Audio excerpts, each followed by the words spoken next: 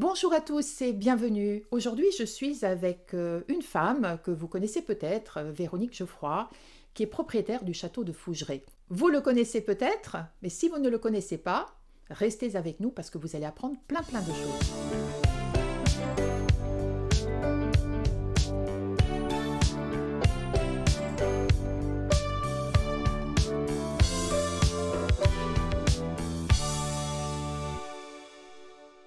Bonjour Véronique, Bonjour Olivia. je suis très heureuse de vous recevoir et que vous Merci. ayez trouvé un petit créneau disponible pour me parler enfin de votre château de Fougeray. Merci de m'avoir invitée déjà. Vous avez aujourd'hui deux châteaux, le Donjon et Fougeray, donc vous êtes châtelaine, mais nous allons apprendre ensemble et savoir comment vous l'êtes devenue. Mhm. Vous avez écrit déjà plusieurs ouvrages, Les Invisibles de Fougeray, que j'ai prêté à une amie, que je ne peux pas montrer à l'écran. Les murs ont-ils une mémoire, votre tout dernier, que j'ai beaucoup aimé. Et vous êtes également d'ailleurs créatrice d'un oracle, à la rencontre de nos mémoires. Avant de parler de tout ça, je voulais quand même vous replacer dans le contexte. Véronique, la petite Véronique, n'est pas du tout châtelaine de naissance. Non, non, pas du tout. Et ce que j'ai beaucoup aimé dans cet ouvrage, Les murs ont-ils les mémoires, c'est que vous... Alors, moi, bon, vous avez un doctorat d'histoire, ce qui explique l'écriture de ce livre que j'ai trouvé très bien écrite, très bien ficelée. Et en le lisant, je me disais, ce n'est pas possible. Elle a forcément tout ce qui est généalogie, les recherches. On sent vraiment que c'est peaufiné, que c'est très bien travaillé. Et j'ai beaucoup aimé la façon de mener le fil et répondre à cette question. Les murs ont-ils les mémoires? D'ailleurs, pour moi, la réponse, c'est oui. Je n'ai aucun doute là-dessus. Donc, mais je suis là pour parler de vous.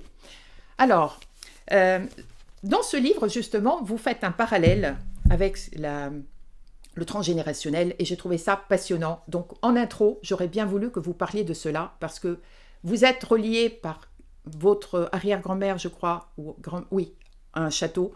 Votre mari, de son côté, a aussi un passé avec un château. Et finalement, votre union à tous les deux va permettre de concrétiser ou de casser une sorte de karma familial, on va dire, par rapport à cela. Est-ce que vous pouvez en parler? Alors, en fait, c'est moi, je suis pas du tout, je suis pas châtelaine, je suis pas née châtelaine, j'ai pas hérité en fait de château. Mais par contre, j'ai toujours été passionnée par ça. Et toute petite déjà, j'avais, je sais pas, 8 ans à peu près, je rêvais de château et j'avais vu un film qui a été un déclic terrible, c'est Le Tatoué avec De Funès et Ah, Gabin. oui. Et je me suis dit: «Mais c'est ça que je veux faire plus tard. Moi, je veux être dans un château, je veux le réparer et cetera». Et mais je ne savais pas pourquoi à 8 ans, voilà, c'était alors c'est vrai que, bon après, avec mon mari, on s'est rencontrés, on était jeunes, hein, puisqu'on avait 19 et 21 ans. C'est marrant, c'est comme si l'univers avait placé, voilà, c'est un cheminement. Après, c'est compliqué des fois de tout comprendre, tôt, parce que moi j'ai compris ça en grattant sur, la mémoire des murs, en faisant mes recherches. Et là, en fait, j'ai rassemblé le puzzle. C'est parce que, alors moi, mon grand-père maternel avait aidé pendant la guerre une châtelaine dans Lyon à passer de l'or et des bijoux en zone libre.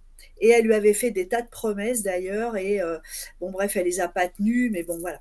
Et mon arrière-grand-mère paternelle, par contre, elle travaillait également au Portugal, hein, parce que moi, du côté de mon père, ils sont portugais, travaillait au Portugal pour un châtelain qui, euh, qui a abusé d'elle. Et donc ma grand-mère en fait est issue, enfin qui sont tous décédés, mais ma grand-mère est issue cette espèce de mésalliance en fait. Et moi, je rêvais de ça. Et alors du côté de mon mari, en fait, par contre, mes beaux-parents ont vécu dans un petit château qui était une dépendance du château de Maintenon. C'est le relais de chasse, en fait, hein. C'est un petit château qui ressemblait à Fougeray, d'ailleurs. Et ils ont dû le quitter quand ça a été en vente. Aujourd'hui, c'est un haras, d'ailleurs, parce qu'ils n'avaient pas les moyens de l'acheter. Donc, toutes ces déconvenues ancestrales, en fait, ont dû résonner en nous sans qu'on en soit conscient, puisque moi, ma quête de château, quelque part, c'était une réparation. Moi, je l'ai vécu comme ça quand je l'ai réalisé, en fait. Et c'est bien, effectivement, c'est ainsi qu'il est expliqué, que c'est expliqué dans votre livre. Mais alors, quand vous dites mon grand-père paternel, toutes vos origines, je dirais, vous l'avez découvert au fur et à mesure ou vous le saviez dès l'enfance? C'était un peu l'histoire de la famille que vous connaissiez déjà petite? Alors, dès l'enfance, non, et mes parents m'en avaient parlé. Alors, du côté portugais, c'est ma tante qui m'en avait parlé. Parce que c'était un peu un tabou. Et d'ailleurs, j'ai récupéré la carte d'identité de ma grand-mère, que j'ai très bien connue, hein, où il y a marqué justement pas de père, Mm, etc. Enfin, au Portugal, c'était une catastrophe, hein. mm, D'ailleurs, ils ont migré en France après. Moi, j'ai connu mon arrière-grand-mère aussi, d'ailleurs. Mais j'avais pas fait le lien avec tout ça. Je voulais un château, mais j'avais pas fait le lien avec tout ça, vraiment, hein. mm, Et c'est vrai qu'après, du côté de mon grand-père maternel, je l'ai su. J'étais adulte aussi, hein, mais je veux dire, je mm, m'étais pas dite, ah bah il faut que j'ai un château pour réparer tout ça. Non, pas du tout en fait. mm, Voilà, je veux dire, moi pour moi c'était formidable la vie de château, les châteaux. J'avais envie d'histoire, j'avais envie de pierre qui a de l'histoire, mais je me suis pas dit que j'allais réparer des karmas familiaux compliqués. Et c'est marrant parce que du côté de mon mari, François, c'est pareil. En fait, mm. lui, bah, il était complètement là-dedans. Il voulait aussi un château, bon, moins que moi, mais il a été embrigadé dans ma folie, je dirais. Mm. Et en fin de compte, on s'est retrouvés tous les deux à réparer notre passé sans en être conscient. Vraiment, au départ, Mm. sans en être conscient. Et ça, c'est bien parce que finalement, j'ai l'impression que vous vous êtes stimulés l'un l'autre. Ah, Vous toute seule, complètement. peut-être, vous n'auriez pas pu concrétiser, lui non plus. Et finalement, à deux, vous avez Ah eu oui, l'impulsion. complètement. Ça, c'est sûr. Mm, Ça, c'est sûr qu'il fallait. En fait, le truc, c'est que pour ce genre d'aventure, ça, je dis ça d'une façon générale, hein, à moins d'avoir vraiment une fortune mm, personnelle permettant d'avancer rapidement dans les réparations, les travaux et d'avoir juste des chèques à signer et de ne mm. pas se tracasser de tout ça. Si on veut vraiment un château et qu'on n'a pas des moyens faramineux, ce qui était notre cas, hein, et ben d'abord il faut connaître le système D, il faut avoir un esprit MacGyver, hein, parce que ça, François, pour ça, il l'a et c'est génial. Il faut être passionné et il faut que les deux dans le couple soient passionnés, sinon Mm. c'est pas possible. Parce que c'est quelque chose de l'ordre du sacrifice, vraiment. Oui, c'est lourd. Oui, c'est très lourd, Mm, d'un point de vue, c'est très chronophage, ça nous prend la moitié du cerveau tout le temps. Mes enfants, bon, maintenant ils sont adultes, ils comprennent, mais ils nous le reprochaient longtemps. Quand ils mm. étaient ados, ils en avaient marre, hein. Et c'est vrai que c'est compliqué. On peut pas, se lancer là-dedans si, c'est pas une passion commune, sinon ça marche pas. Justement, c'était peut-être une passion pour vous, deux en couple, mais pas forcément la passion de vos enfants. Mm, Bah, au départ, non, pas du tout. Non, mm, non, ça a été même, ça a été, des reproches, mm. ouais, tu t'occupes plus de tes châteaux que de nous. Enfin bon, bref, voilà. Vous avez dit tes châteaux. Donc, effectivement, je l'ai dit en intro tout à l'heure. Donc, votre premier achat, je crois, pour 1 euro symbolique, c'était le Oui, fameux donjon. tout à fait. Le fameux donjon, vous l'achetez sans arrière-pensée comme ça parce que vous avez un coup de cœur sur des Bah, ruines. en fait, j'avais passé une annonce sur le stand de la SAFER au salon de l'agriculture, mais je vous parle de ça il y a plus de 25 ans, hein, ça fait 25 ans que j'en suis propriétaire déjà. Et, je sais pas, longtemps après, j'ai reçu un courrier, voilà, on a ça à vous proposer, une photocopie de couleur de piètre qualité où je vois une ruine dessus, mais vraiment une ruine. Et c'est marrant, tout de suite, je me suis dit, mais il y a un potentiel de dingue, c'est magnifique en fait. Donc, on s'est déplacé, on a été le visiter et tout, et ça a été le coup de foudre absolu, quoi. Donc, on a passé le cap. Alors, c'est vrai que le franc symbolique, euh, alors ça peut faire rêver, ça existe. Moi, j'en ai plus revu après, hein. Je pense qu'aujourd'hui, c'est compliqué de trouver des biens le franc symbolique, mais avant, ça se faisait un peu parce que c'est vraiment des biens, si vous voulez, bah, il y avait derrière des réparations, de la restauration, il était classé déjà, Oui, parce donc que je vous, une certaine charge à assumer. Voilà. Et c'est vrai que, voilà, c'est ce qui faisait que personne n'en voulait concrètement, c'est au fin fond de la Corrèze. Moi, j'ai dit oui tout de suite parce que j'étais emballée. J'ai dit que je pouvais faire les réparations. Je savais pas du tout comment on allait faire, hein. Ah oui, ça a été vraiment, on a foncé, tête baissée, je savais pas du tout comment j'allais faire. Et c'est marrant parce que quand on fait les choses avec le cœur et qu'on Mm. y croit, bah, les choses se sont mises sur mon chemin, voilà. Et en fait, j'ai pu faire la charpente, la toiture, de l'argent est arrivé comme ça parce que j'avais postulé à des prix, des vieilles maisons françaises, la demeure historique et ça. Enfin, des trucs complètement dingues que je pouvais pas prévoir. J'étais incapable de prévoir ça, de faire un business Mm. plan, etc. Donc, bah, ça s'est fait comme ça, c'est-à-dire, de fil en aiguille. Mais moi, je suis tout le temps en restauration, hein, parce que là, c'est Justement, vraiment un marathon à longue haleine, hein. qu'est le donjon aujourd'hui? Bah, aujourd'hui, toutes les maçonneries sont opérationnelles, c'est bon. On a refait la charpente, la toiture, on a remis des poutres, neuves. Alors et là, c'est pareil, il a fallu, Mm. que François scie des arbres dans le bois de la ferme, qu'on les fasse sécher, enfin, c'était tout un truc. Donc ça, et les planchers ont été finis l'année dernière. C'est-à-dire que maintenant, on a les portes, les fenêtres, et après le second œuvre, je dirais que l'électricité, tout ça, je m'en fous. Il n'y aura peut-être jamais l'électricité, mais je l'aurais sauvé, c'est ce que je veux dire. Le second œuvre, c'est pas un problème. Et donc, 10 ans après l'achat Le donjon. du donjon, Et on 10 est ans, je tombé à crois, jour pour jour, c'est-à-dire le même jour pour jour. jour. Mais Oui. ça, c'est incroyable. Oui. Incroyable. Les visites se sont passées 10 ans jour pour jour. Et quand j'ai réalisé ça, François, il m'a dit: «Eh ben, te tracasse pas, ça se fera». Et c'est marrant ce clin d'œil. Alors moi, sur le coup, là, par contre, on a fait un emprunt sur, 25 ans, enfin, ça a été beaucoup plus lourd. Ça a été, là, ça a été, beaucoup de soucis, de finances. C'est fou ça, parce qu'en fait, vous avez encore le château, le premier sur le dos, excusez-moi l'expression, Oui, oui, tout à fait, ouais. financièrement, physiquement, matériellement, à remettre sur place et ce n'est pas fini. Mmh. Mmh. Et Non. hop, vous vous engagez sur l'achat d'un deuxième. C'est Oui. fou, c'est la passion, effectivement, qui se joint à la folie quelque part. Oui, c'est de la passion, je veux dire, j'ai pas en fait, Hmm. j'ai pas calculé ça comme ça. Je me suis pas dite, pardon: «Il y en a un et Hmm. c'est là, je peux pas». Non, je me disais: «C'est, il m'appelle celui-là aussi». Donc, on a passé le cap, ouais. Alors justement, quand vous dites il m'appelle, parce que Mmh. ça c'est très intéressant, vous écrivez très souvent dans le livre que finalement on peut choisir une maison, un appartement ou autre, mais c'est aussi la maison, l'appart, les murs qui nous choisissent, qui C'est nous ça. attirent, qui nous retiennent ou qui nous repoussent d'ailleurs. Mmh. Donc Fougeray, alors cette aventure de Fougeray, comment vous êtes arrivé à Fougeray un peu perdu comme ça, dans la nature? Bah, tous mes biens sont perdus dans la nature, hein.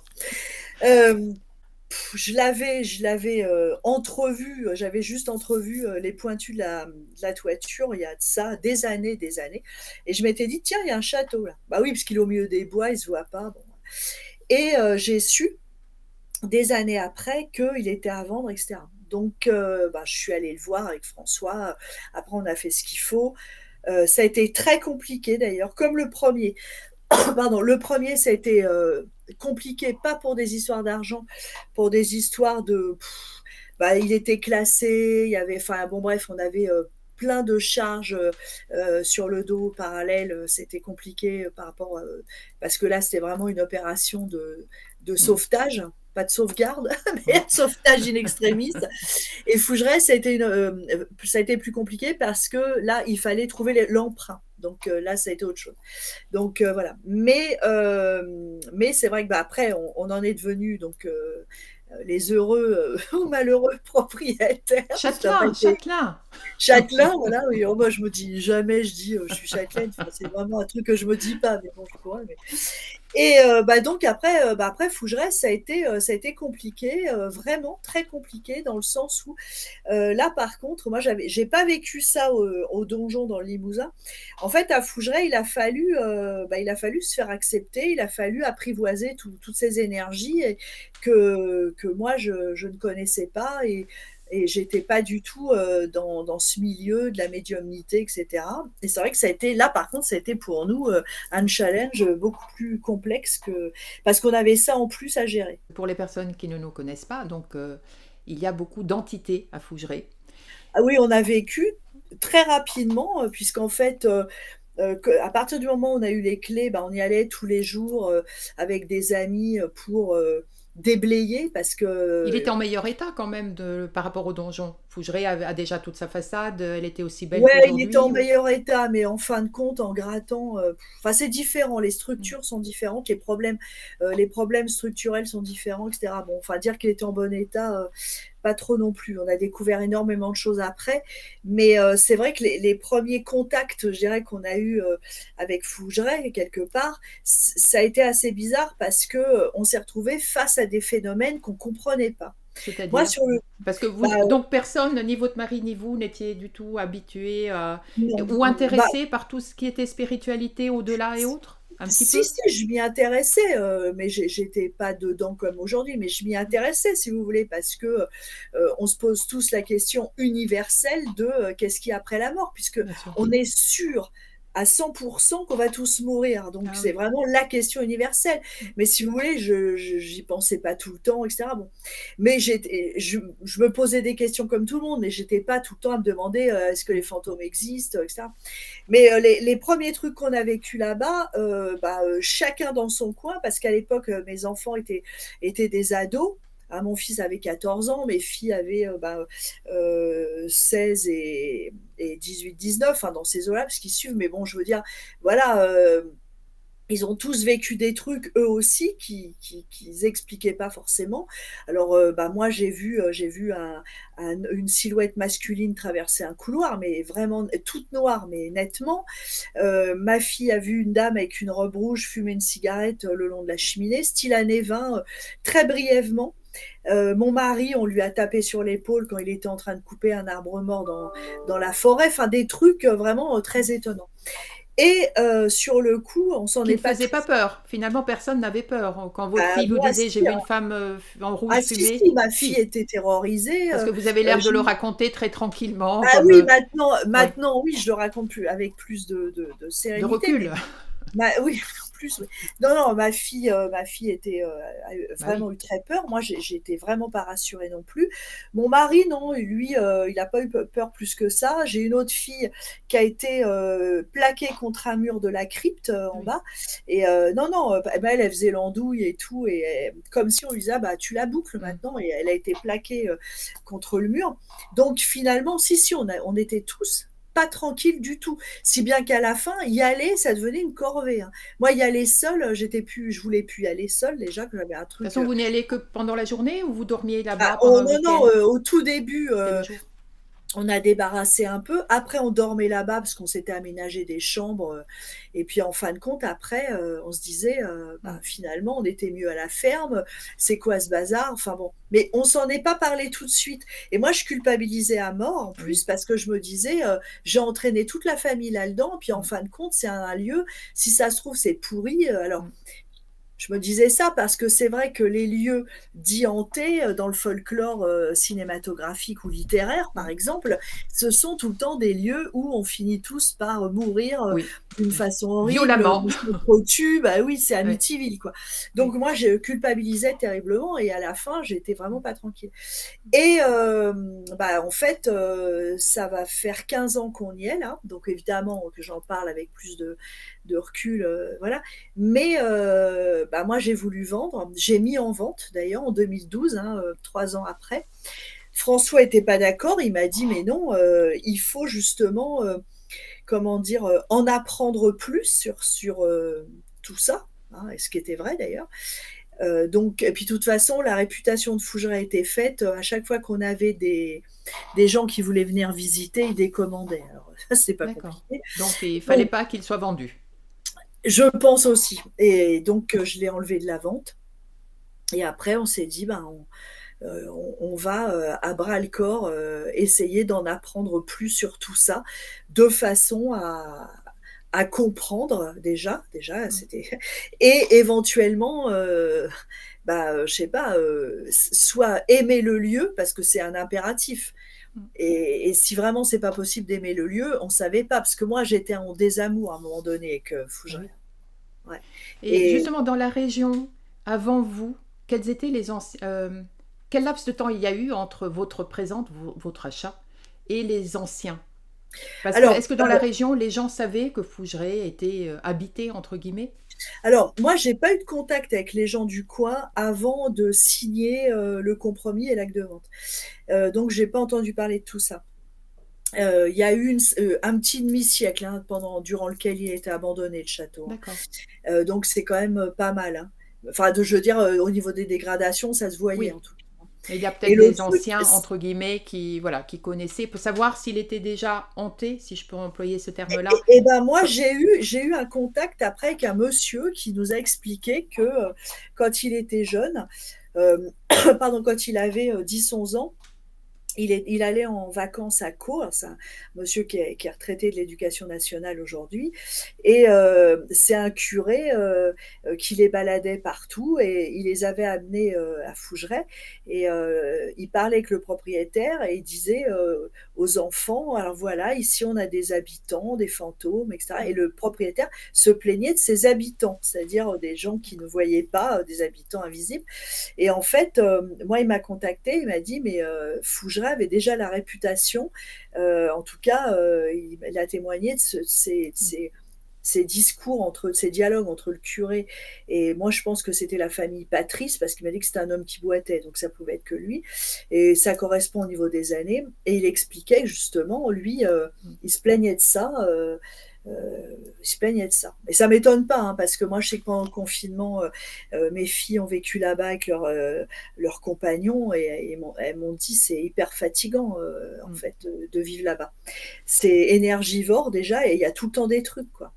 Alors justement, je voulais vous poser deux questions. La première, en sachant qu'il était hanté, est-ce que vous l'auriez acheté quand même? Sans avoir forcément le recul d'aujourd'hui, hein, Non, sur le moment. sans avoir le recul, non. Non, non, ça c'est sûr. Mm. J'aurais dit: «Non, mais je passe mon tour», parce que, c'est quelque chose qui me faisait peur, en fait. Mm. Et la deuxième question, je l'ai oubliée. Pas grave. Elle reviendra tout à l'heure. Si, la deuxième question, c'est une remarque. Finalement, si vous dites que les anciens propriétaires ressentaient et voyaient aussi, ça veut dire peut-être, pour les personnes qui nous écoutent, qu'on n'a pas besoin de capacité forcément pour ressentir, pour voir, pour percevoir les entités. Quand elles veulent se montrer, elles peuvent se montrer à n'importe qui. Moi, je me suis posé la question. Alors c'est pas ce propriétaire-là qui nous a vendus, hein. Ah, Ceux qui nous ont vendus, en fait, c'est des gens qui étaient en indivision, parce d'accord, que les propriétaires suivants étaient décédés, d'accord. et c'était une indivision, en fait, c'était une autre famille. Mais bah, je sais pas. Alors, moi, je pense quand même qu'il faut quand même qu'il y ait un certain niveau Une de ouverture. d'ouverture, parce que moi, j'ai remarqué, à Fougeray, les gens qui viennent en soirée, ils veulent tous assister à des choses, mais ils n'assistent pas tous à des choses. Il y a des gens qui viennent en se marrant, rigolant, qui sont, Oui, parce que ce des qu'il faudrait quand sceptiques. même dire, je vous interromps Véronique, voilà, mais on le dira oui, également à la fin, c'est que vous organisez des soirées à thème, entre guillemets, à Fougeray. Voilà, Oui, des tout à fait. ateliers. Voilà. Où on fait découvrir aux gens le monde de l'invisible. Mais, je veux dire, il y a des gens qui viennent Mm. et qui sont ultra sceptiques, qui assistent quand même à des choses. Il y a des gens qui veulent absolument et il se passe rien. Moi, j'ai remarqué que c'est compliqué de déterminer, en fait, de catégoriser comme ça un profil type de gens, heu, pour dire alors ouais, vous, c'est sûr, vous allez assister à des Mm. trucs. C'est pas possible, et je pense qu'en fait, il y a un certain niveau de réceptivité que certaines personnes ont, que d'autres ont moins. Il y a des gens qui déconnent beaucoup, mais qui sont hyper réceptifs. Il y a des gens qui sont complètement, puis en fait, il se passe rien. Donc c'est compliqué, et moi je pense que, peut-être que tout le monde peut assister à des choses, hein, mais je veux dire, je pense qu'il y a un truc quand même qui se passe avec, vous voyez ce que je veux dire? Il y a des gens vraiment, ils assistent vraiment à des choses, genre ils viennent 3 ou 4 fois et puis ils assistent à rien. Alors ça les agace, mais je dis: «Mais moi j'y peux rien, hein. Par Bien contre sûr. ça, j'y peux rien». Ouais. C'est pour ça que je disais tout à l'heure que ce sont eux qui se montrent à Oui, je qui ils peux. veulent Bien sûr, et bien quand ils sûr. veulent. Et alors, ce que je voulais savoir par rapport à Fougeray, c'est la Mmh. décoration. Alors, vous avez certainement, alors, hop, je repasse du coq à l'âne. Vous avez un doctorat d'histoire Mmh. qui vous a permis peut-être non seulement de approfondir l'histoire, remonter un petit peu l'histoire de Fougeray, voir des plans peut-être pour, est-ce que vous reconstituez un petit peu les pièces sont à l'identique dans le sens les murs la construction du château ou vous déplacez un petit peu les choses? Je pense que vous gardez tout en l'état. Bah, si vous voulez, le truc, c'est que j'ai pas eu énormément d'archives, moi, en tout cas, alors que j'en ai demandé, puis la DRAC m'a dit on n'en a pas du tout, sur l'évolution architecturale de Fougeray. J'ai des gravures qui datent d'avant les travaux qui ont été faits sous le Second Empire, d'Amédée Brouillet. On n'a pas, par exemple, le Graal, le Saint Graal, ça aurait été d'avoir des devis ou des factures du 19e, on n'en a pas. Euh, j'ai pas grand chose. Après, nous, quand on est arrivé, il restait quelques vieux meubles. Bon, c'était assez dégueulasse. Il y avait pas mal de meubles qui étaient complètement vermoulus. Bon, il n'y avait pas grand chose. Les couloirs étaient vides. Bon. Moi, ce que je voulais, en fait, c'était remettre Fougeray dans l'état qu'il était fin 19e, début 20e, je dirais à son âge d'or, quelque part. Je voulais lui redonner ses lettres de noblesse comme ça, parce que Fougeray, si vous voulez, c'est un château médiéval à la base, parce que les premières archives, c'est 1304, mais il a été considérablement remodelé au cours du temps, et sous la vague de Viollet-le-Duc, il y a un de ses élèves d'ailleurs qui était passé dans Poitou.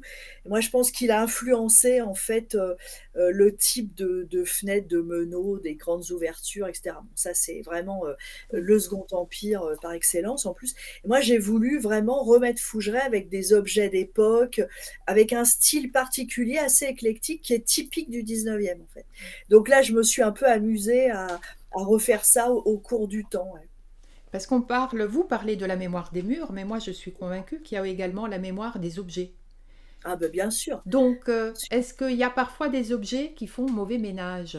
Non, mais c'est vrai, Alors, parce que quand vous récupérez une commode ou un tableau ou un bibelot, que vous décidez, tiens, je vais le mettre dans la chambre d'Alice ou de Félix ou autre, est-ce que il est à la bonne place? Est-ce qu'il vous est arrivé d'avoir des réactions dans lesquelles vous dites, tiens, alors, finalement, oui. Alors déjà, moi je fais beaucoup. Alors il y avait des trucs qui restaient à Fougeray qu'on a rénové, mais je fais beaucoup de broc et de vide-grenier, comme vous devez vous en douter, pour trouver justement eh des oui, choses d'époque. Je fais beaucoup de restauration également. Et le truc, c'est que il nous est arrivé quelques anecdotes avec des objets. Alors on a par exemple un portrait qui n'a rien à voir avec Fougeray, que j'ai mis dans une chambre que j'ai appelée la chambre au portrait d'ailleurs. Et ce portrait, un jour, est venu nous parler, enfin ce jeune homme est venu nous parler en disant, mais je m'appelle Louis Nestor, je suis décédé à 20 ans dans les tranchées. Alors, je lui ai dit, enfin, vous avez vécu à Fougeray? Et il m'a dit, non, je suis là parce que vous avez mon portrait. Vous voyez, comme quoi. Et il nous a remercié quelque part parce que c'est un portrait qui aurait fini à la poubelle. J'ai acheté 5 euros en vide-grenier. Bon. Il était tout content, bon, etc. Ça, je dirais que c'est le côté positif. Après, on a eu des choses, par exemple, on a eu une poupée que j'avais récupérée également dans une brocante, que je trouvais assez jolie, une petite poupée en porcelaine, qui était encore dans sa boîte d'origine, donc une vraie vieille poupée. Et je l'ai placée dans la chambre de Marie. Voilà, je l'ai placée, tout ça. Et le lendemain, j'ai pas compris, j'ai retrouvé un cadre oui. avec un verre ancien, le coin du cadre piqué dans le visage de la poupée, qui était complètement défoncé. Bon, logiquement, le cadre n'aurait pas dû tomber comme ça. Mm. Et surtout, le verre ancien bullé, c'est extrêmement fragile. Tout aurait dû exploser. Le cadre était nickel, la poupée était défoncée. Et on m'a dit après, plus tard, en spiritisme, de toute façon, qu'il n'en voulait pas de cette poupée. Donc je l'ai dégagée, mais enfin, elle était déjà bien, de toute façon, elle était foutue. Irrécupérable. Donc, j'ai eu quelques histoires comme ça avec des objets, bien sûr. Parce que c'est effectivement une des premières pensées que j'avais ou que j'ai quand je vois vos photos. Je me dis, mais en fait, est-ce que voilà, cet assemblage d'objets, de portraits et autres font bon ménage? Pas Voilà, toujours. d'accord. Tout à l'heure, nous parlions, vous avez un petit peu évoqué le fait de dire il m'a dit, le portrait, voilà. Alors, comment ça se passe? Parce qu'entre-temps, vous avez dû développer des capacités de perception, d'empathie, d'intuition, je suppose. À force, depuis le temps, vous êtes entouré par vos amis maintenant? Les amis invisibles, je suis Oui. passée pour une folle. Alors, les amis invisibles, les amis imaginaires. Alors, en fait, Alors le spiritisme, parce qu'on va Oui. parler de ça. Moi j'en faisais avant, alors je dirais, comme beaucoup, j'étais ado et j'en faisais beaucoup à l'internat du spiritisme, mais à l'époque on se marrait, j'étais Ah oui, interne. on s'occupait comme on pouvait. J'en faisais partie aussi. J'ai connu.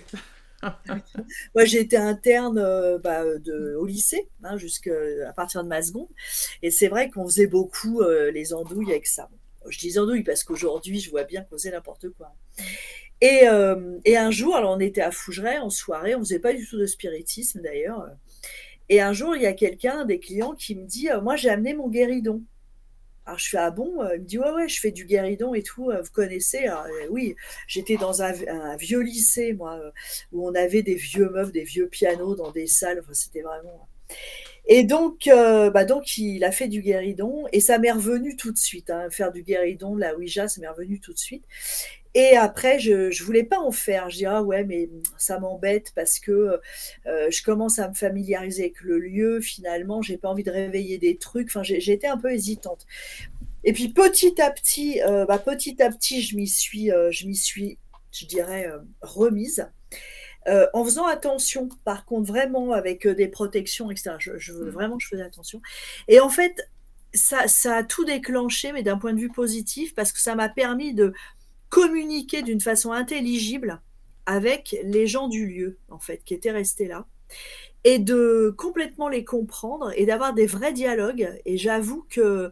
ça a, mais complètement tout changé ces histoires. Alors c'est pour ça que quand les gens dénigrent le spiritisme, c'est ridicule. Parce que faire de la ouija, c'est pas plus dangereux, que les médiums quand, ils vont faire un contact en direct.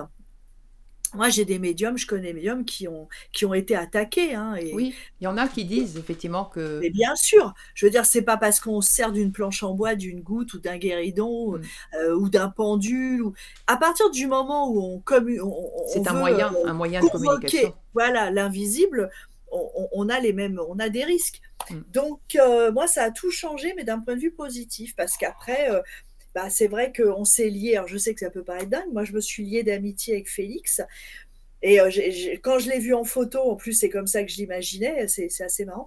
Et quelque part, je veux dire, maintenant, on a des conversations, je sais pas, vraiment des conversations, quoi. Et je trouve ça super intéressant sur son époque, ce qu'il vivait, ce qu'il fait aujourd'hui, comment il nous voit quand on fait du spiritisme, comment il nous voit, nous, en tant que vivants, parce qu'il nous voit pas tous pareils.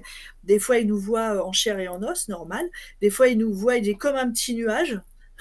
Des fois, il nous voit pas du tout. Il dit: «Il y a des gens, on entend juste une voix, on les voit pas». Des fois, il voit juste une couleur, donc je pense qu'il voit l'aura.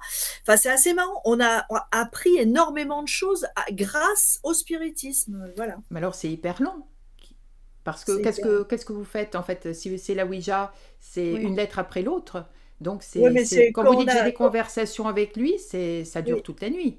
Non, non, non, pas du tout. Ça va très vite. Moi, je sais que j'en fais assez souvent. J'ai fait une séance il y a pas très longtemps, j'avais des 2-3 trucs à lui demander parce que, on en fait, on en fait pas mal, en très petit comité où on parle justement de choses assez générales ou même, on lui demande des trucs, sur le monde actuellement et cetera. Non, Oui, non, donc vous lui faites répondre c'est directement rapide. presque par oui et par non. Ouais, ça va plus vite. Ah non, mais pas que, mais même les lettres, quand Mm. une fois qu'ils sont bien enfin qu'on est bien connecté, au Ça va niveau vite. des lettres, c'est assez rapide, on Mm. lit au fur et à mesure et tout. Non, non, c'est pas long, Mm. hein. Non, non. Mm. Moi, j'en fais par petites sessions pour pas être fatiguée. On fait des sessions, ça peut être des sessions, de 30-35 minutes et on a appris plein de trucs, je les enregistre et voilà, quoi. Mm. On peut dire alors que Félix est votre guide, parce qu'on parle beaucoup des guides, des anges, des Alors protections. je sais pas, c'est pas ça a pas l'air d'être mon guide, d'un point de vue, vous savez, l'histoire des guides et tout ça, mais quelque part, c'est quelqu'un qui me conseille, ouais, Un bien sûr. confident. Ouais, tout à fait. Euh, Est-ce qu'il vivait dans le château, Oui, Félix? Oui, il est même décédé au château, jeune d'ailleurs. d'accord. Mmh. Et vous avez fait a priori des recherches donc sur tous les habitants du château. Oui, Et oui, bien sûr. donc les entités, sauf le monsieur au portrait, le jeune homme, ce sont toutes des entités qui ont vécu au château. Alors, en fait, on a beaucoup, beaucoup de gens qui ont vécu au château. Alors, de la domesticité et des propriétaires. On a aussi eu des contacts avec des gens de maison, hein, les gens de maison. Et Mais on a donc et combien, tous les dites-moi, combien vous en avez finalement d'entités? bah, je sais pas exactement. Pour être honnête, j'en sais rien. Et par contre, on a parce que des fois, on a, je dirais, les anciens, les vieilles âmes, du 15e, même du 14e avec Elias ou Floridas et cetera. On a les plus récents 19-20e, Oh, mais on a aussi parfois des gens qui viennent, qui accompagnent les vivants, ah oui, qui viennent en soirée et qui ne repartent pas forcément. Et là, par contre, on est obligé de les aider à repartir et certains à carrément partir, hein, ceux qui nous le demandent, voilà, pour les aider. Et puis parce que on veut pas que Fougeray, ce soit un hall de garde entité non ah plus. oui, les gens Mais on s'y en a, sentent bien, que ce soit ouais, les vivants et les moins vivants, tout le monde y reste. bah, on en a pas mal parce que d'abord, Fougeray, avant que ça soit un château de défense, qui a été construit comme ça avant la guerre de Cent Ans, ça a été un lieu sacré, c'était une petite chapelle. Et on est au niveau géobio sur des lignes, des croisements de lignes, les lignes Curie, lignes de Leix, etc. Et c'est vrai que c'est un endroit, si vous voulez, il y a beaucoup, beaucoup d'énergie, déjà au niveau tellurique. Et c'est vrai que je pense, moi, que ça peut C'est faciliter en clair. fait certaines énergies à venir communiquer. Mm, c'est clair. Et vous travaillez alors avec quelqu'un qui nettoie un peu tout ça? Ah Parce que bah vous, pour vous faire alors parliez, excusez-moi, oui. vous parliez au départ en disant que dès les premiers jours, vous aviez eu des sensations, des choses bizarres qui étaient apparues lorsque vous l'avez acheté. Mmh. Donc, avant de vendre, vous avez après mis en vente, voulu le vendre. Est-ce que vous avez pensé à nettoyer ou peut-être à l'époque, c'était moins courant qu'aujourd'hui, je sais, mais Alors non, mais c'est marrant parce que moi en fait, sur le coup, au tout départ, j'ai raisonné de cette façon. Je me suis dite, «On a un problème, faut le régler, mm, il faut nettoyer». C'est comme ça, on m'avait dit: «Il faut que tu fasses un nettoyage». Comme moi, je pouvais pas, là maintenant, c'est nous qui nettoyons, en cours de saison ou en fin de saison.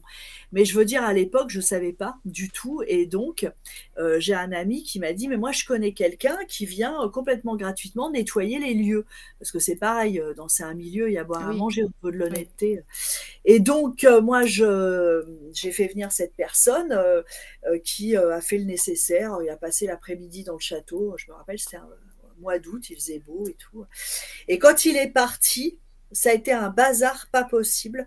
Les portes se sont mises à claquer. Ça a été un bordel à dingue. pire. Le Non, château mais était parce furieux. que bah, non, mais c'est surtout que les gens, en fait, les gens de Fougeray nous ont dit après coup, mais nous, on n'est pas d'accord pour partir. Mm. Ceux qui sont d'accord pour partir, ils partent, on les aide, ils partent, il n'y a pas de problème. Mais il y en a qui disent, non, non, nous, on ne veut pas partir. Et je peux vous dire qu'il y en a, pour les faire partir, c'est pas possible. Donc, bah, voilà, si un jour ils veulent partir, ils nous le diront. Pour l'instant, Mm. ils veulent pas. Et alors maintenant, donc c'est vous qui vous en chargez. Parce que tout à l'heure, quand vous disiez aux soirées, il y a des gens qui arrivent avec leur bagage, Oui, leurs oui, oui. invités, on va dire, et qui restent. Donc je me disais, ah, peut-être après chaque soirée, vous faites un petit peu le ménage Alors, entre... on le fait pas forcément après chaque soirée parce qu'il y a des soirées, on sent que ça va, enfin, il y a pas de problème C'est particulier. fluide. L'ambiance commence à être lourde déjà et puis on nous le dit, on nous le demande, Mm. que ça soit Félix, Alice, enfin ceux, je dirais, qui gèrent un peu tout ça à Fougères, ils viennent en spiritisme, disent: «Bon là, va falloir on est trop là, il va falloir faire quelque chose». Donc là, nous, on le fait, ouais et c'est long, hein. Mm. Par contre, c'est long. Parlons maintenant quand même de cet ouvrage, puisqu'il est quand même relié évidemment à Fougeray. Vous en parlez beaucoup du château de Fougeray ici. J'ai trouvé ça passionnant. Passionnant parce que le fait de dire que les murs, d'ailleurs les murs de tous les appartements, de toutes les maisons, pour vous qui nous écoutez, pas seulement les murs des châteaux, hantés ou pas, ont une mémoire, ils s'imprègnent de nos émotions, ils s'imprègnent de nos vies, ils s'imprègnent de plein de choses. Et finalement, alors ce qui m'a intéressé, c'est que, alors parfois, une maison, donc il y a des personnes qui vendent, qui s'en vont, beaucoup de visites. Et finalement, souvent, c'est arrivé par rapport à vos histoires que vous racontez ici, que la maison va retenir une famille ou un couple ou autre qui a un petit peu le même profil que les précédents. Enfin, je m'explique très mal. Non, non, Surtout pour ceux qui n'ont pas lu le livre. Alors là, ils doivent se dire qu'est-ce qu'elle raconte. non, non, en fait, ce que je veux dire, c'est que, comment dire, un lieu qui soit qui soit très ancien, moins ancien ou même neuf. Et ça, ça j'insiste, hein, les maisons neuves ont une mémoire parce que les matériaux ont une Oui. mémoire et l'ambiance du chantier va commencer à générer une mémoire si tout Mm. va bien, si c'est fluide, s'il y a des problèmes, si les Mm. artisans s'engueulent, enfin, tout ça, ça joue. Donc, tous les lieux ont une mémoire. C'est-à-dire qu'en fait, c'est quoi une mémoire des murs? C'est une émotion, ce sont des émotions, des types d'émotions qu'on va déposer de façon inconsciente sur nos murs. C'est-à-dire qu'on vit des choses très fortes, alors que ça soit bon ou mauvais, hein, c'est pas tout le temps des catastrophes hein, non plus. Hein. Et ces émotions vont en fait être déposées, si vous voulez, les émotions vont dégager un certain taux vibratoire et la maison Mm. les enregistrer, ça va être engrammé dans les murs, si vous voulez, d'une certaine façon. Alors, ça va être, par exemple, moi, je sais pas, on va dire une maison, je sais pas, avec une mémoire, genre, moi, je sais pas, de conflit, de séparation, etc. Admettons, on prend un truc dur. Parce qu'après, on peut prendre des trucs bons aussi, un peu non plus. Donc, dans les murs vont être engrammés des conflits, des engueulades, des séparations, etc. Bon, en général, quand on dit aimer un lieu ou pas aimer un lieu, c'est quelque chose qui relève de l'affect. On ne peut pas l'expliquer en disant, en énumérant, on peut le faire, mais en réalité, ça relève de l'affect. C'est comme Mm. l'amour, on peut pas. C'est compliqué C'est d'expliquer instinctif. l'amour. Voilà pourquoi on aime quelqu'un ou pourquoi on Mm. l'aime pas. Et donc, en fait, ça va attirer quelqu'un, en fait, qui a à peu près le même taux Mm. vibratoire parce que, voilà, il est là-dedans déjà. Il est déjà pas bien dans le conflit, il sait pas trop. Il veut acheter une maison avec sa femme ou son compagnon, par exemple, pour réparer des trucs, puis en fin de compte, ça va pas. Voilà, le germe du conflit, de la Mm. séparation, de toute façon, la graine est plantée. Donc, ça va être le même taux vibratoire que ce qui est engrammé dans les murs. Donc, Mm. il va choisir, les gens vont choisir cette maison sans le savoir, ça. Ah oui. Mais on est dans quelque chose d'identique. C'est comme s'il y avait une fusion entre les mémoires. Et là, en général, la maison va servir de catalyseur et paf, ça va exploser, etc. Bon. Il y a ça, et il y a aussi des mémoires transgénérationnelles. Il y a les mémoires de ce que nous, on a vécu ou ce qu'on est en train de vivre ou ce qu'on va vivre, ce qui est programmé pour nous, puisque en fait, on est dans les histoires de mémoire, on est, je dirais, dans des temps fusionnels, passé, présent, futur, mais on a aussi ce que nos ancêtres nous ont laissé de toutes ces Mm. mémoires engrammées en nous, où il y a, par exemple, je sais pas, moi j'ai eu des cas, par exemple, de stérilité féminine qui, comme ça, se relaie. Et dans cette maison, par exemple, il y a eu ces cas-là.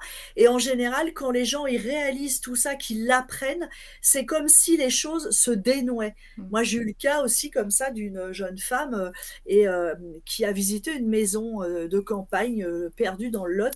Et elle a appris après que cette maison était à quelqu'un de sa famille, mais de très très loin. Et elle a appris qu'elle avait une arrière-grand-mère avait eu un problème justement, elle avait eu beaucoup de mal à avoir des enfants. Enfin, ça a été vraiment problématique. Et quand elle a réalisé beaucoup de choses comme ça, et ensuite, elle pouvait pas avoir d'enfants, elle a fait une FIV, et cette FIV a bien marché, elle a pu avoir des enfants. C'est comme si la maison, quelque part, lui a dit, voilà, moi, en Mm. transgénérationnel, tout ça, c'est engrammé, mais à toi de réaliser ça, de le couper maintenant. Et c'est un peu grâce à la maison, c'est un peu grâce à tout, voilà. Alors, moi, je sais que la maison, c'est marrant, où je suis actuellement, qui est l'exploitation agricole de mon mari. C'est une petite maison qu'il a achetée aux enchères à l'époque, l'équivalent, je sais pas moi, l'équivalent de 2 000 à 3 000 euros, parce que c'était aux enchères à la bougie, et puis c'était une ruine aussi, mais C'est on ce a que vous donné appelez la ferme, c'est ça? tout à fait la ferme, et maison que j'aime beaucoup d'ailleurs. Et c'est marrant parce que à l'époque, on vivait dans une autre maison, et un jour j'ai dit à François, mais moi je l'aime bien cette maison, on va la réparer, on va vivre dedans. Et je sais pas pourquoi c'est cette maison, c'est un hall de gare, mais côté positif. C'est une maison accueillante. Il y a toujours des gens qui viennent, qui vont. C'est une maison festive. Et j'ai appris récemment, grâce à une copine généalogiste, Catherine, qui m'a aidée beaucoup dans mes recherches personnelles, et elle m'a dit, mais tu sais qu'au XVIIIe siècle, il y a une de tes ancêtres du côté maternel, et ouais, voilà, qui a vécu et qui est morte, Antoinette. Waouh! Et voilà. Parce que cette maison, pour qu'elle elle me revienne, il a fallu que je rencontre mon mari, que je l'épouse, qu'il se retrouve tout seul. D'ailleurs, je me souviens, il n'y avait personne ce jour-là pour les enchères, ça aurait pu monter. Il n'y avait personne. Donc, bah, il a récupéré la maison, etc., etc. C'est un truc de dingue. Et c'est ça, la mémoire des murs. Vous voyez ce que je veux Mmh. dire? C'est des choses, à un moment donné, c'est comme un puzzle, mais ça s'aimante. Et en fait, voilà, c'est fait pour qu'on comprenne beaucoup de choses. On a beaucoup de choses à comprendre, de toute façon, dans notre vie, hein. Parce que vous étiez de la région, vous? Bah, moi, Quand alors même, moi, votre famille, vos ancêtres, vous étiez un peu du coin? Ma mère, du côté de ma mère, mes grands-parents et tout étaient poitevins, D'accord. donc mais ça date quand même du 18e, mais Mmh. ils avaient Oui, et mon père est portugais, enfin oui, et ça je était, sais. du Portugal. Donc après bon, bah, ils se sont rencontrés mes parents, mais on a vécu, ils ont Mmh. toute leur vie vécu à Paris. Donc c'est vrai que moi après, bah, quand ils ont décidé de déménager, on est arrivé dans le Poitou. Mais je veux dire, c'est pas un chemin direct, c'est ce que je Oui, veux oui, dire. c'est plus qu'une De fou. coïncidence. Voilà, c'est Mmh. ça. Donc Et ouais. comment pouvoir, libérer cette mémoire, nettoyer la mémoire? Est-ce possible? Parce que là, je pense, je vous donne un exemple. Alors, non, avant de vous donner un exemple, comment avez-vous trouvé tous les exemples? Parce que vous parlez d'une maison qui est jalouse, de la maison qui rend malade, par exemple, qui s'attaque, entre guillemets, pas aux jambes, enfin, c'est une façon de voir les choses. C'est-à-dire toutes les personnes sont soit en chaise roulante, soit elles boitent, soit... Enfin, il y a des maisons qui ont presque une particularité. Toutes les Bien sûr. personnes qui viennent, euh, il leur arrive presque la même chose. Donc, comment Bah, avez-vous pu avoir accès à toutes les histoires passionnantes que vous racontez? ça a été, plus d'une année d'enquête déjà. Mm. J'en ai parlé autour de moi, j'ai rencontré des gens, il y a des gens qui m'ont téléphoné que je connaissais avant et qui m'ont dit: «Bah, finalement» parce qu'au début, au tout début, ce livre n'a failli pas voir le jour parce qu'on trouvait que j'étais un peu luberlue avec mes histoires de maison. Bah oui, et Ah ben, il n'est après, pas du tout, je vous assure vraiment. Alors pour ceux qui m'écoutent, ça n'a rien à voir avec le côté farfelu. C'est vraiment très bien construit, très bien écrit, c'est très cadré, c'est très... On sent que c'est du sérieux. Le mmh, côté histoire, historique, mmh, vraiment. Et bravo. merci. Voilà, parenthèse fermée.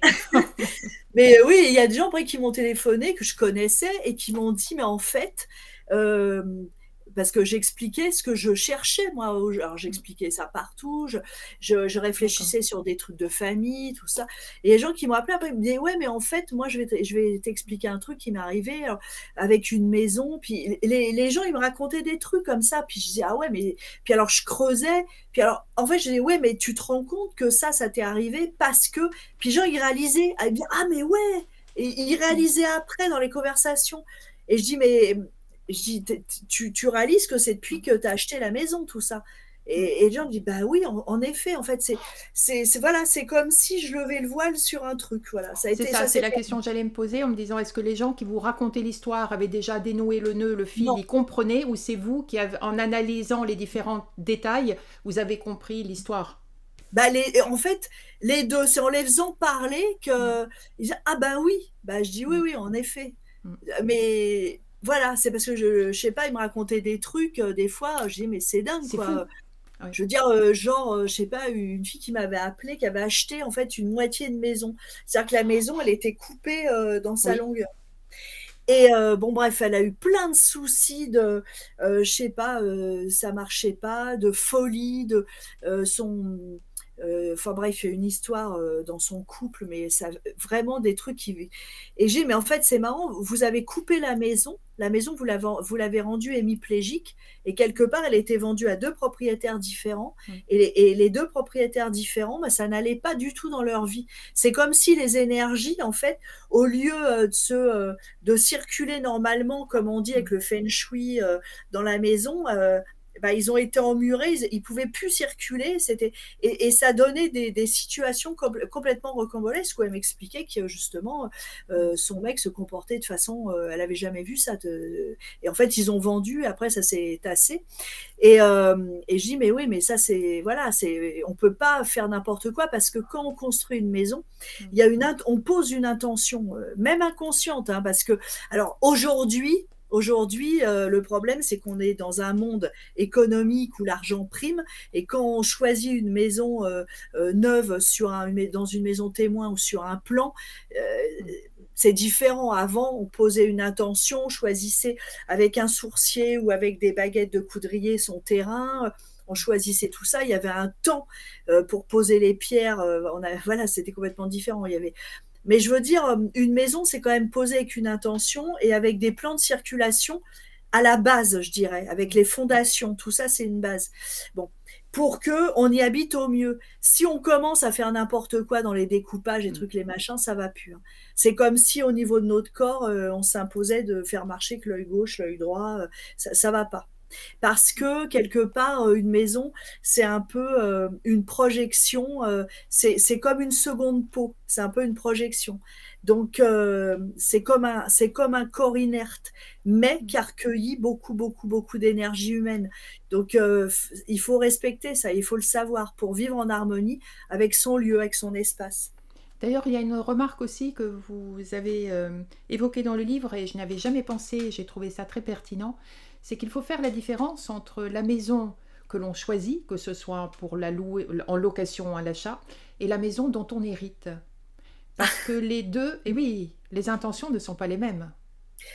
Non, l'héritage, là, on a sur les épaules tout le poids de la famille, du transgénérationnel. C'est la mémoire des autres quelque part.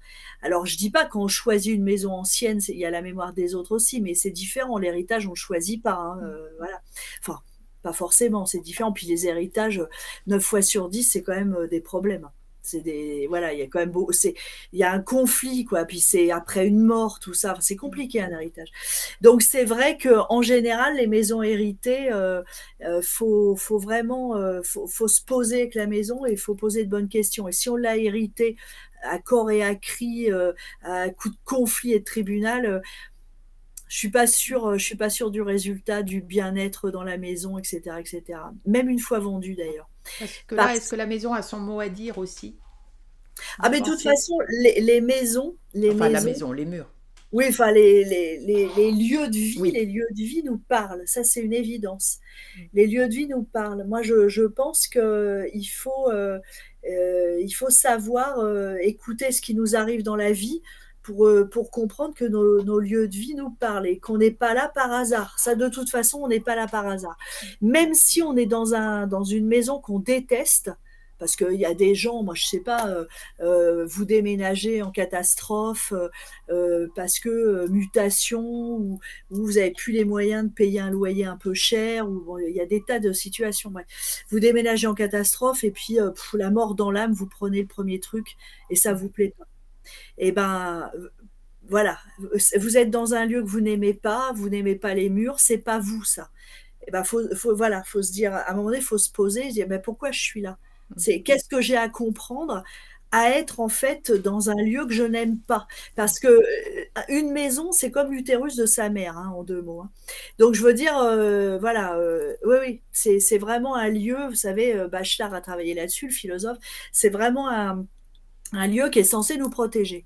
Donc si on est dans un lieu qu'on n'aime pas, faut réfléchir, qu'est-ce que je développe en haine ou en affection bizarre et particulière avec mes proches, avec ma famille, avec mes proches proches, avec moi-même, où j'en suis dans ma propre vie, est-ce que je me mésestime pas? Est-ce que voilà, faut se poser tous les lieux qu'on habite, les lieux dans lesquels on vit, ont quelque chose à nous dire. Il y a un relationnel qui se fait, obligatoire.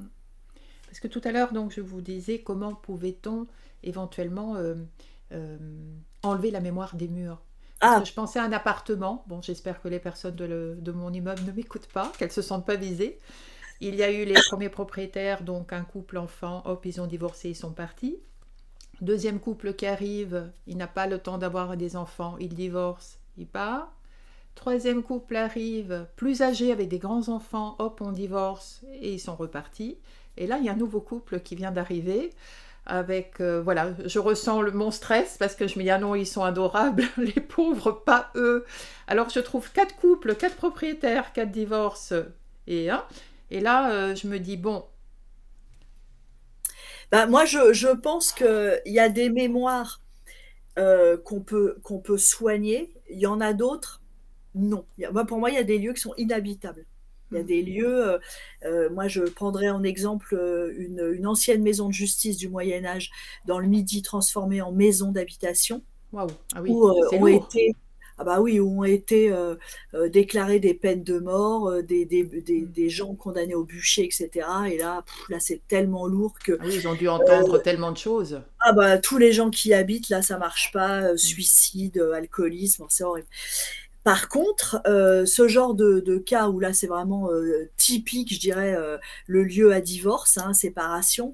Moi, je pense qu'il faut le conscientiser, le truc. Il faut pas se laisser avoir par des choses inconscientes parce que, il faut le verbaliser et il faut du subconscient, il faut que ça monte au conscient. Hmm. Il faut le verbaliser, il faut leur dire, moi, enfin, je pense que votre mission, là, c'est d'aller les voir Hmm. et de leur dire: «Bon, Oui. je m'intéresse à la mémoire des murs, ça fait Hmm. 4 fois que les gens qui y vivent divorcent. Hmm. Donc voilà, conscientisez le truc et faites attention à vous. Hmm. Ne vous faites pas avoir, en fait. Vous voyez ce que je veux dire? Oui. Parce que le problème des mémoires, c'est pas comme les problèmes de hantise. C'est vachement plus insidieux. La hantise, c'est, bon, déjà, ça se voit si vous êtes un peu réceptif. Il va vous arriver des trucs, vous allez voir des ombres, des coups dans les murs, des trucs, des phénomènes de poltergeist, tout ça. Bon, ça, OK, ça, c'est le phénomène de hantise. Vous pouvez ou pas le régler selon, mais je veux dire, voilà. Le phénomène de mémoire des murs, bah, il se passe rien dans votre appartement Hmm. finalement. Il se passe rien de, voilà, il y a rien de particulier, tout est normal. Mais c'est hyper insidieux Oui. justement. Vous voyez ce que je veux dire? Oui. Parce que les messages qui ont été déposés inconsciemment dans les murs, qui sont engrammés dans les murs, Hmm. bah, quelque part vous les recevez, vous les recevez, vous les recevez. Puis Hmm. à force, voilà, à force ça peut. Donc Hmm. moi je pense que déjà dans un cas comme ça, c'est de le faire remonter jusqu'au conscient et dire aux gens: «Bon écoutez, voilà, moi je vous le dis, Hmm.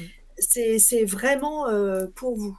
Franchement, je pense que bon après, c'est délicat, hein, de dire Je ça, leur mais dirai, Véronique m'a dit de vous dire. ah voilà, Ça va c'est être une intro comme ça. voilà, la responsabilité quoi.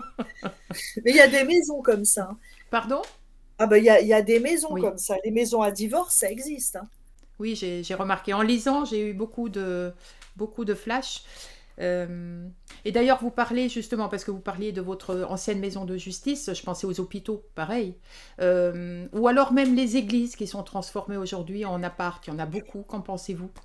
Alors, Moi, ça me le choque un peu, problème, mais bon, c'est ça, c'est que autre chose. Mais... quand, si vous voulez, quand une maison est construite, elle est construite avec une destination et si on change de destination, faut faire un vrai travail sur les murs. Là, par contre, faut vraiment alors, soit faut travailler avec un géobiologue, si par exemple, il y a aussi au niveau du terrain quelque chose, hein, parce que par exemple, des granges qui ont été transformées en maisons, il y en a. Mais bon, les terrains pour les granges, par exemple, sont moins étudiés. Il peut y avoir s'il y a une source qui passe dessous, c'est plus emmerdant. Donc faire une maison, c'est pas top. Je pense que quand on veut changer de destination, il y a des choses à faire. Mm. Moi, les lieux sacrés en général, ils sont construits à des endroits particuliers Oui. déjà. Et vivre dans un lieu sacré, c'est vachement compliqué. Il y a beaucoup, beaucoup d'énergie et si le taux vibratoire est trop bas, il est pathogène, mais s'il est trop haut aussi, hein, il y a un Mm. juste milieu, hein.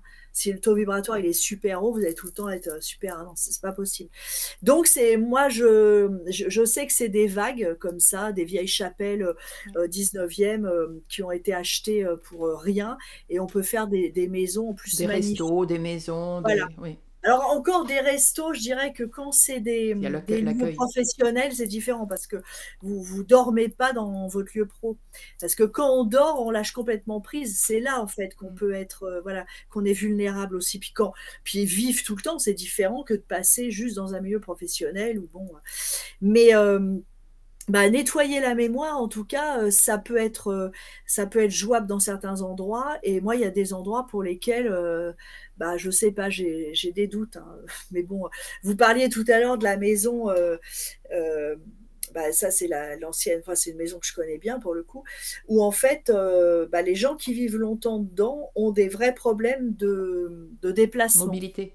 Voilà et voilà, j'ai remarqué ça et il y a vraiment, ouais, un souci de mobilité. Alors c'est marrant parce que la maison qui a été vendue, l'agent immobilier, son surnom, c'était la dame aux belles bottes parce que comme quoi, les premiers à avoir vécu là-bas, c'est mon grand-père, maternel qui travaillait chez Renault, donc le véhicule, la mobilité et cetera. Après, bah, après ça a été mes parents qui ont eu de vrais problèmes. Alors, ma mère, est actuellement en chaise roulante, mon père est décédé mais, il pouvait plus se déplacer. Là, il y a quelqu'un qui vit, c'est mon frère. J'ai pas arrêté de lui dire de déménager, mais bon, et puis il commence à avoir des soucis de partout. Enfin, c'est une maison qui, c'est une maison prison. C'est une maison, on peut plus, voilà, on peut plus s'en défaire, on peut plus en sortir et elle vous empêche, bah, de partir, le fait de vous empêcher de vous déplacer, en fait, de créer des problèmes de mobilité, Mmh. c'est sur l'ordre de l'intime, mais elle vous empêche de carrément partir, de Mmh. vous véhiculer ailleurs, de faire et il y a des maisons comme ça, des maisons prison, ouais. Et alors pourquoi? C'est-à-dire, vous dites, avant, avant, avant, le tout Bah, premier. moi j'essaie Qu'est-ce qui de s'est passé pour que cette maison soit, vous voyez ce que je veux dire? bah, moi Pourquoi telle j'ai caractéristique, par exemple? moi j'ai essayé de remonter alors en fait, c'est la maison du secret, c'est-à-dire qu'il fallait que rien ne sorte. C'est à Mmh. cause de ça. Parce que, il y avait des sœurs avant qui vivaient là. Et il y a eu des faiseuses d'anges qui sont passées D'accord. par là, des avortements, qui ont été faits et il y avait des fœtus, d'enterrés dans les caves. Donc en fait, le problème, c'est Mmh. qu'il fallait que, Que si rien vous ne voulez, sorte. à l'époque, il fallait que rien n'en sorte Mmh. et c'est à cause de ça, ces problèmes de mobilité. Vous voyez ce que je veux dire? Et le C'est fait qu'il y a d'en avoir, toujours une pardon, base. Non, non, excusez-moi. non, non, vas-y. Non, je disais, le fait d'en avoir conscience, comme vous disiez, il faut conscientiser, dire, n'a pas réglé le problème, a priori, puisque Ah vous bah, dites moi votre alors, frère est moi j'en toujours... ai jamais parlé à mes parents parce que, Oui, votre frère, je disais, justement. bah bah, non, mais Il n'est pas en plus fait, ouvert. il me prend pas au sérieux avec ces histoires. Le problème, c'est qu'à un moment donné, faut ouvrir les yeux et les bons, quoi. Si on est tout le temps dans le Mm, déni, bah, voilà, hein, je veux dire, c'est mm, compliqué. mm. Nous parlions tout à l'heure de perception et d'intuition. Vous avez créé avec Alors, Christelle Dubois et Adeline Adeline, oui. Giudice, ou Judis, je ne sais pas comment on dit en français, à la rencontre de nos mémoires. Un jeu Alors ça, d'oracle. ouais, ça, c'est un travail collectif. Avec Christelle, on avait vraiment, dans l'idée, depuis longtemps, de faire un oracle. Alors Christelle Dubois qui est une médium, qu'on présente plus, hein, qui est hyper connue et c'est vrai que, bah, on savait pas trop, on savait pas trop. Puis les photos d'Adeline nous ont paru comme une évidence et on a travaillé toutes les 3. Donc, Christelle a fait les canalisations. Moi, j'ai écrit les vibrations de Fougeray par rapport à l'historique de Fougeray. Adeline, par rapport à l'ambiance, à ce qu'on lui donnait comme concept, comme type de carte, a fait les photos. Et donc on a bossé toutes les 3 sur ce jeu d'oracle, voilà. Et j'avoue que là, c'était, le côté Le co- plus, comment dire, on s'est amusé vraiment, on s'est amusé, on l'a fait très sérieusement, mais avec beaucoup d'enthousiasme, beaucoup d'amusement, beaucoup, voilà. Oui, ce sont de vraies photos, il n'y a pas Non, ce sont des d'effets. Voilà. bah, alors ce sont de vraies photos et Mm. c'est Adeline qui a travaillé, pour faire les transparences pour, les fantômes, Mm. voilà, Oui, non, voilà, c'est voilà. très joli. Donc, si vous aimez les oracles et si vous aimez le Fougeray, bah, vous avez également le jeu. Vous évoquez tout à l'heure vos soirées. Est-ce qu'on peut Ah oui, en parler un petit peu plus pour que les alors personnes qui ont peut-être envie de venir vous voir... bah, nous, si vous voulez, on organise des soirées avec des ateliers, sur le monde de l'invisible. C'est-à-dire qu'on a des médiums. Moi, j'ai des gens qui font des ressentis. On a une super équipe avec plein de matériel où ils expliquent pourquoi ce matériel risque de se déclencher là, pourquoi là. Enfin, vraiment, puis des trucs hyper pointus, parce que William, il a du matériel. Il n'y a que 10 personnes dans le monde qui ont ça. Enfin, c'est un vrai passionné. On a des gens qui travaillent sur le karma, le transgénérationnel, etc. Donc en fait, nous, quand on reçoit les gens, on fait des petits groupes ils vont en atelier. Il y a Maximum de 4 combien de ateliers. personnes, maximum par soirée ou par Ah bah, atelier? il y a, admettons, il y a entre, je sais pas, 20, 22 personnes par soir. On fait des D'accord, petits groupes de 5 ou 6 personnes. Ils rentrent dans un atelier et toutes les heures, ils vont changer d'atelier. c'est Donc, bien. ils vont pouvoir, pour ceux qui Toucher n'ont à jamais tout, fait. voir un petit peu tout. Voilà, donc se balader dans le château avec, par exemple, pour faire des ressentis avec des gens qui D'accord. ont vraiment la connaissance de ça et qui ont beaucoup de matériel. Ils vont pouvoir voir un médium qui va leur expliquer pour des contacts défunts ou du tirage de cartes. Enfin, ils vont faire plein de choses. Ils vont faire du spiritisme également. Ceux qui veulent, hein, parce que je sais que le spiritisme, des fois, il y en a qui me disent: ah, je préfère pas. Je n'oblige Oui, personne. chaque atelier est facultatif.